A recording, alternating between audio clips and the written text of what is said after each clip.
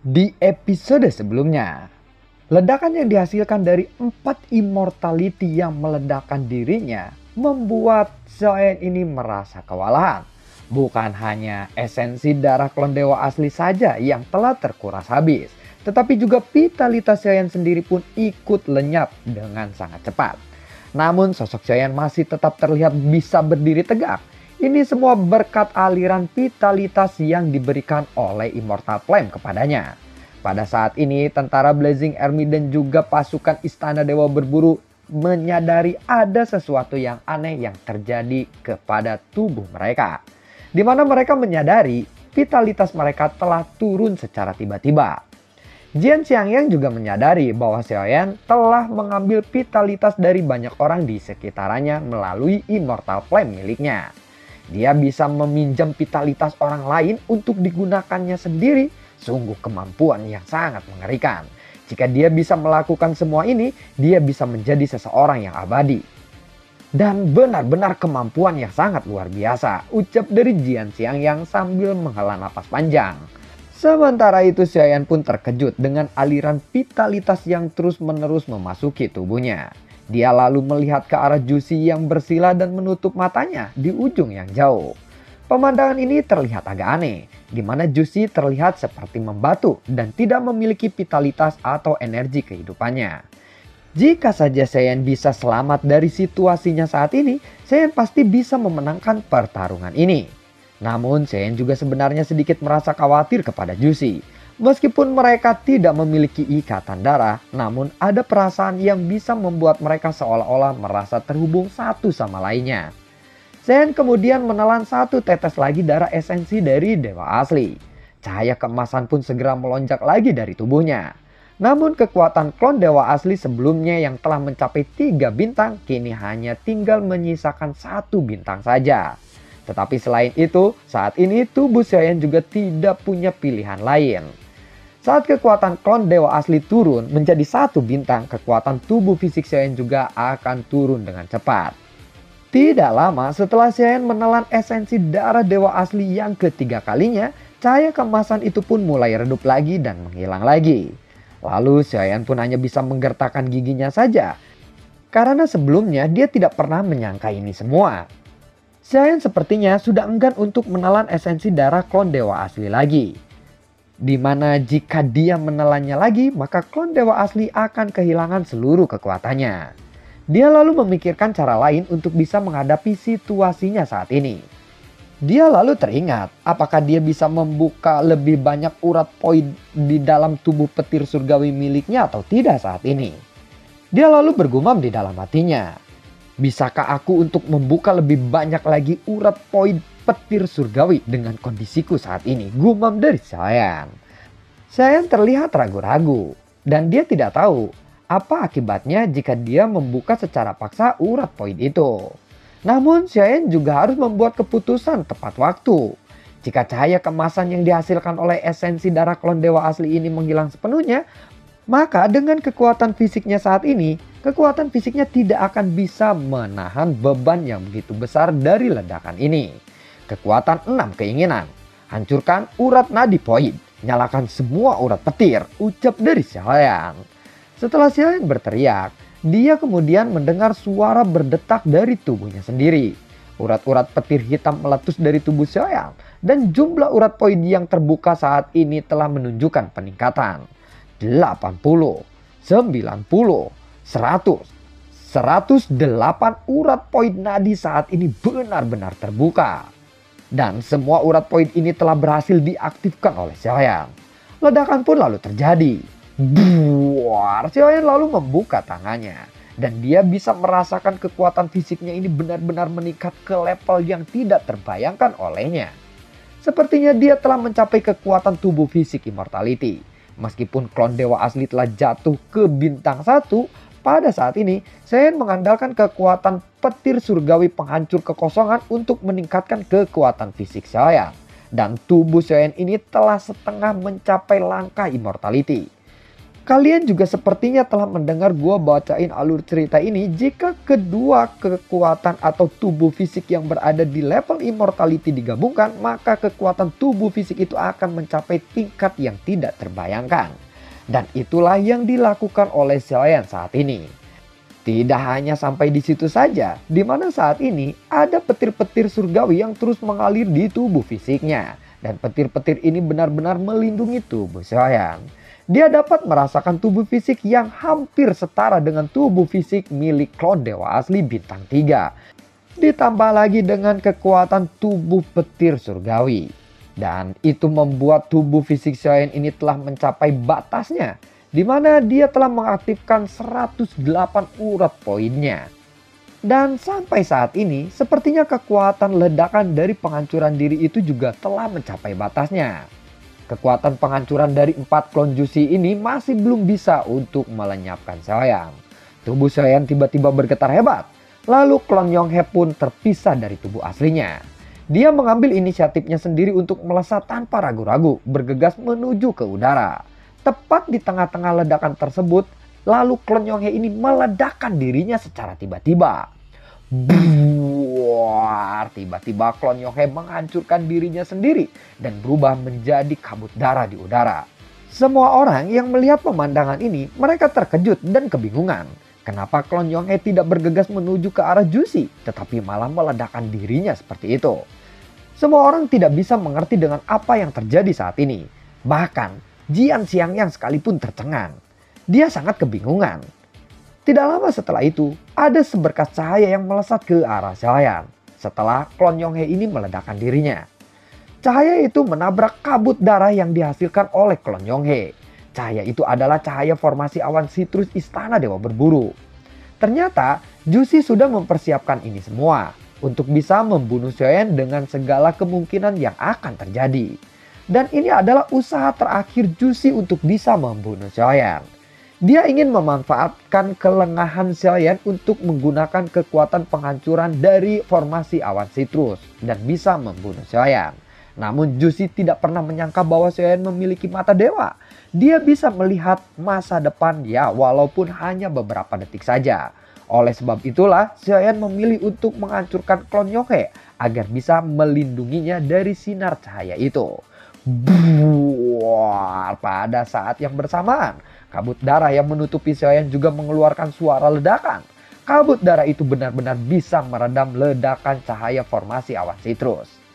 Semua orang melihat ke arah di mana Xiaoyan berada sebelumnya dan kabut darah pun perlahan mulai menghilang. Mereka dapat melihat bahwa sosok Xiaoyan masih terlihat di sana. Xiaoyan, ucap dari semua orang. Saat ini terlihat ada petir hitam yang berkeliaran di tubuh Xiaoyan. Bahkan matanya sendiri diselimuti oleh petir-petir yang sangat luar biasa saat ini. Xiaoyan lalu mengambil langkah maju dan lautan petir muncul di belakangnya. Tubuhnya melesat ke arah klon fighting gun yang tersisa milik Jushi. Begitu dia mendekat, dia langsung mengangkat tangannya dan meninju mereka semua. Duduk, buar. Tinju yang telah terbungkus dengan petir dan mengandung kekuatan immortality yang menakutkan berhasil membunuh para fighting god yang tersisa itu. Dan para fighting god itu tidak bisa melawan sama sekali kepada Xiaoyan. Mereka jelas bukanlah tandingan Xiaoyan saat ini. Mereka tidak memiliki kekuatan untuk bisa melawannya.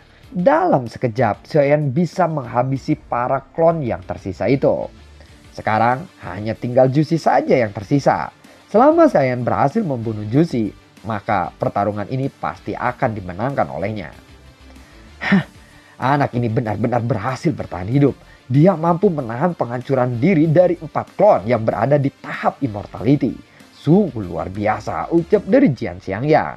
Sementara itu sang permaisuri hanya tersenyum saja saat mendengar kata-kata dari Jian Xiangyang ini.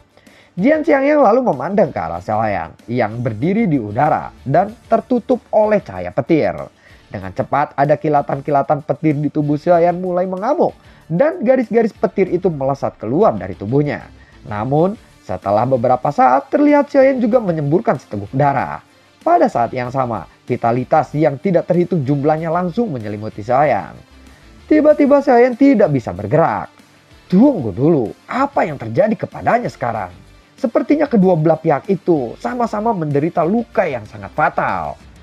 Setelah Xiaoyan berhasil menahan semua serangan dari Jusi, sepertinya dia juga memiliki luka yang serius pada tubuhnya. Akhir cerita pertempuran ini hampir sama persis dengan apa yang dilihat oleh Xiaoyan melalui mata dewa miliknya. Untungnya dia mendapatkan vitalitas yang terus mengalir ke tubuhnya. Vitalitas ini terus mengalir ke tubuh Xiaoyan. Dan Jian Xiangyang juga merasakan vitalitas yang sangat agung muncul dari tubuh Xiaoyan. Bocah gila, kamu sudah memberikan pertunjukan yang begitu indah pada saat ini. Jadi aku akan memberikanmu energi pedang yang aku miliki saat ini. Jian Xiangyang lalu menjentikan jarinya. Dan ada energi pedang emas keluar dari ujung jarinya. Semua orang dapat melihat energi pedang yang begitu indah. Energi pedang itu menyapu ke arah Xiaoyan. Energi pedang itu langsung menembus ke dalam tubuh Xiaoyan. Lalu tubuh fisik Xiaoyan ini pulih dengan cepat. Saat ini Jian Xiangyang telah membantu Xiaoyan. Sedangkan untuk sang permaisuri, dia tidak pernah menghentikan atau membantu Xiaoyan sama sekali. Dia hanya terus memperhatikan Xiaoyan saja secara diam-diam. 108 urat poin telah dibukanya secara paksa. Efek dari pembukaan secara paksa itu telah berhasil melukai tubuh Xiaoyan. Oleh karena itu, satu-satunya cara agar Xiaoyan bisa bertahan dari luka seperti itu, dia harus menembus ke level immortality. 108 urat poin secara paksa telah dibuka, itu memiliki akibat yang fatal terhadap tubuhnya. Jika dia ingin benar-benar selamat dari kerusakan fatal di tubuhnya, dia harus segera menerobos ke level immortality. Dan dia harus melakukannya sekarang. Di mana energi vitalitas yang dia dapatkan juga sebenarnya sudah lebih dari cukup untuk bisa melakukan penerobosan ke level immortality. Jika aku tidak bisa menerobosnya saat ini, maka tubuhku sepertinya akan benar-benar hancur total, gumam dari Xiaoyan di dalam hatinya. Xiaoyan tidak punya jalan lain. Satu-satunya cara agar dia bisa bertahan saat ini, maka dia harus bisa menerobos ke langkah immortality. Aku harus bisa menerobos, ucap dari Xiaoyan yang memiliki tekad yang kuat di hatinya. Xiaoyan tidak bisa menunggunya lagi. Sekarang adalah kesempatan yang terbaik untuk menerobos ke level immortality. Saat ini, vitalitas yang diberikan kepada Xiaoyan juga sudah cukup. Jadi tidak ada lagi masalah atau kekurangan energi vitalitas. Meskipun sang permaisuri tidak membantunya, energi vitalitas yang diberikan oleh tentara Blazing Army adalah bantuan terbesar bagi Xiaoyan saat ini. Lagi pula, sang permaisuri juga telah berjanji kepada Jusi sebelumnya. Jadi, dia tidak akan mengambil tindakan sampai pertempuran itu benar-benar selesai. Saat ini, Xiaoyan benar-benar memusatkan seluruh perhatiannya dan memasuki metode pelatihannya. Namun, karena pertarungan ini belum benar-benar berakhir, Xiaoyan memutuskan untuk memasuki tubuh Jusi terlebih dahulu dan mencari jiwanya. Pada saat ini, klon Yonghe telah hancur dan klon dewa asli juga telah turun menjadi bintang 1. Pertempuran ini telah membuat sebagian besar kekuatan tempur Xiaoyan ini menurun drastis. Jadi Xiaoyan sekarang sepertinya memiliki ide gila. Daripada dia harus membunuh Jusi, lebih baik dia menangkapnya. Saat ini tubuh Jusi sedang menutup matanya rapat-rapat. Xiaoyan akan mencoba untuk merebut tubuh itu terlebih dahulu. Kekuatan Xiaoyan untuk merebut tubuh langsung melonjak. Dan yang lebih mengejutkan saat ini adalah ketika Xiaoyan memasuki tubuh Jusi, tidak ada kesulitan apapun. Dia benar-benar memasuki tubuh Jusi dengan begitu lancar. Setelah jiwa Xiaoyan ini berhasil memasuki tubuh Jusi, tiba-tiba ada sebuah suara terdengar di benaknya. Sepertinya aku benar-benar kalah, ucap dari suara itu. Di bawah alam sadar mereka saat ini, jiwa mereka telah bertemu satu sama lainnya. Jiwa Jusi dan juga jiwa Xiaoyan telah bertemu. Tidak ada perbedaan di antara jiwa mereka. Bukan hanya penampilan mereka saja yang sama persis, tetapi jiwa mereka juga sama persis. Tidak ada perbedaan sama sekali. Jiwa yang identik ini saling memandang satu sama lainnya. Bukan, akulah yang kalah, ucap dari Xiaoyan. Tidak. Akulah yang telah kalah, jawab dari Jusi sambil tersenyum pahit. Dia merasa sepertinya kali ini takdir sedang mempermainkannya. Jika Tuhan tidak melahirkanku, mengapa aku harus ada? Dan berakhir seperti ini, ucap dari Jusi. Dan memang sepertinya Xiaoyan ini lebih kuat darinya. Meskipun dia sudah mencapai level immortality, sedangkan Xiaoyan hanya berada di level fighting god alam leluhur saja, pada kenyataannya dia benar-benar bisa dikalahkan oleh Xiaoyan. Sepertinya kamu memang benar-benar reinkarnasi Supreme yang sebenarnya, sedangkan aku hanyalah sisa jiwa yang telah ditinggalkannya. Sebenarnya aku juga sudah mengetahui hasil ini sejak awal, namun aku tidak mau mengakuinya, ucap dari Jushi yang sambil menggelengkan kepalanya. Sebelumnya dia tidak ingin menyerah kepada takdirnya, jadi dia mencoba yang terbaik untuk bisa merubah takdirnya. Sebelumnya kamu dan aku telah mencoba melakukan yang terbaik di dalam pertempuran itu. Dan sekarang sepertinya kamu telah tertidur lelap di luaran sana. Dan tubuhku juga sepertinya akan hancur. Jadi kemenangan ini hanyalah sebuah kebetulan saja, jawab dari Xiaoyan, dan dia bukan sedang menghormati Jushi. Tetapi ini adalah sebuah fakta. Kalau kalah, tetap saja kalah. Sebelumnya, aku sudah berusaha sekuat tenaga dalam pertempuran itu. Tetapi aku tetap tidak bisa mengalahkanmu. Dan aku harus mengakui kekalahanku sekarang. Tetapi yang tidak bisa aku terima adalah kenyataan mengapa Tuhan membiarkanku hidup jika Tuhan tidak melahirkanku. Mengapa Tuhan tidak membiarkanku agar tidak memiliki jiwa saja. Dan biarkan aku tidak memiliki kenangan apapun. Saat dia berkata, ada kebencian yang terpancar dari matanya. Jika aku boleh memilih, aku akan lebih suka menjadi manusia biasa saja. Meskipun aku hanya memiliki umur 100 tahun, setidaknya aku akan memiliki kehidupanku yang sebenarnya. Selama ini, kehidupan Jushi memang baik-baik saja. Namun setelah kemunculan Xiaoyan, semuanya telah berubah. Di mana sebelumnya dia dianggap sebagai putra surga di alam Suanyin ini. Dengan kekuatannya sendiri dan juga dukungan dari Istana Dewa Berburu yang sangat besar di belakangnya.